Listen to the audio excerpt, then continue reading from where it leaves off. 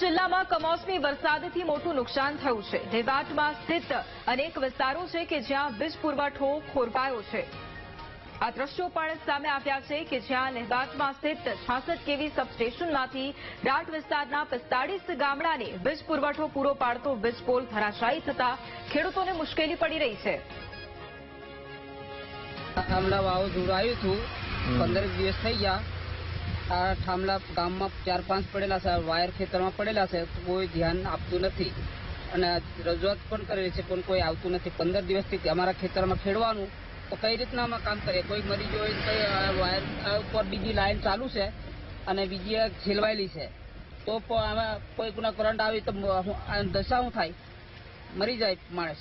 એટલે એને થોડુંક આમ હટાવી લેવાનું જો આ વસ્તુ। અમારે લાઇટ જરૂર નહીં પણ ઘરની લાઈન તો છે, ચાલુ છે, એમાં એના ઉપર પડેલું છે તો એને થોડું ઘણું આમ સાઈડ પર કરતા હોય। 15 દિવસ થઈ ગયા તો કોઈ ધ્યાન નહીં લેતું। અમારા રાટ વિસ્તારમાં 10 દિવસ અગાઉ કમોસમી વરસાદ અને વાવાઝોડાના લીધે અનેક નુકસાની થઈ છે। જેમ કે લોકોના ઘરના છાપરા ઉડી ગયા, લોકોને ઘરોખરી પલળી ગઈ, વૃક્ષો પડી ગયા।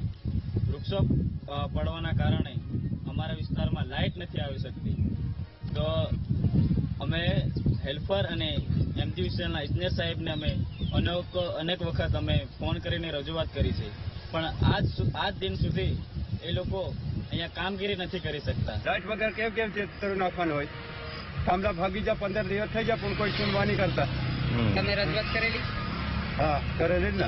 લાઇટ વગર તકલીફ પણ હવે તરું નાખવાનું છે, ખેડવાનું છે, આ થાંભલા હટાવવાની ખેડે નથી। છોટાઉદેપુર જિલ્લાના રાઠ વિસ્તારમાં 15 દિવસ પહેલા ફૂંકાયેલા વાવાઝોડાથી વીજ પોલ જે છે તૂટી પડવાના અનેક બનાવો બન્યા છે।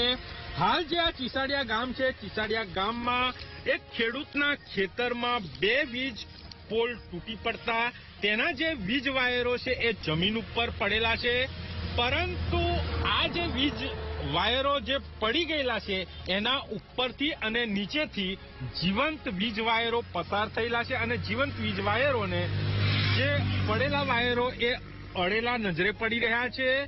જો આ જ વીજ વાયરો જે જીવંત વીજ વાયરોનો સંપર્કથી જમીન પર પડેલા વીજ વાયરોમાં વીજ પ્રવાહ આવે તો ખૂબ મોટી ઘટના ઘટે તેવું પણ જણાઈ રહ્યું છે, પરંતુ મધ્ય ગુજરાત વીજ કંપની દ્વારા 15 દિવસથી કોઈ કાર્યવાહી કરવામાં આવી નથી। Rajesh Rathwa, VTV news, Chhota Udepur.